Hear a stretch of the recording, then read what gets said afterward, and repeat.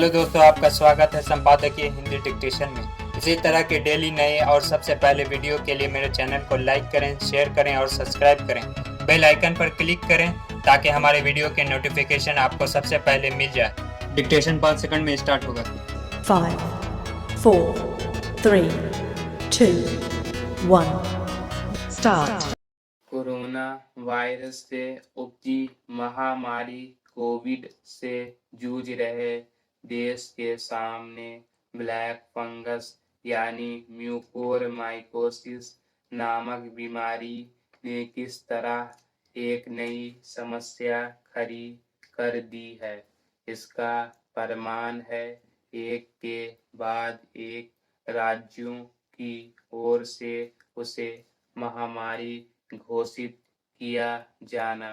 Black fungus को केवल महामारी घोषित करना ही पर्याप्त नहीं, क्योंकि आवश्यकता ऐसे उपाय करने की भी है कि कैसे लोग इस बीमारी की चपेट में आने से बचे रहें, और यदि दुर्भाग्य से आ भी जाएं तो उनका समय रहते सही उपचार हो सके। इसकी अनदेखी नहीं की जा सकती कि अभी तक करीब 125 कोरोना मरीज ब्लैक फंगस की चपेट में आकर जान गंवा चुके हैं और कई की आंखों की रोशनी चली गई है। इनमें से कई ऐसे भी हैं जो कोरोना संक्रमण से उबर चुके थे। यह ठीक है कि ब्लैक फंगस को महामारी घोषित किए जाने से एक तो सभी मरीजों का विवरण भारत सरकार के पास उपलब्ध रहेगा और दूसरे भारतीय आयुर्विज्ञान अनुसंधान परिषद यानी ICMR के दिशा निर्देशों के हिसाब से इलाज हो सकेगा। लेकिन इसी के साथ यह भी देखा जाना चाहिए कि किन कारणों से महामारी का रूप धारण कर चुकी यह बीमारी सिर उठा रही है। इन कारणों से न केवल आम लोगों को अवगत कराया जाना चाहिए, बल्कि चिकित्सक समुदाय को भी जागरूकता बढ़ाने की जरूरत इसलिए अधिक है क्योंकि कोरोना गांवों तक फैल गया है। निसंदेह इसके कारणों की तह तक भी जाना होगा कि ब्लैक फंगस ने भारत में ही इतना कहर क्यों मचाया है।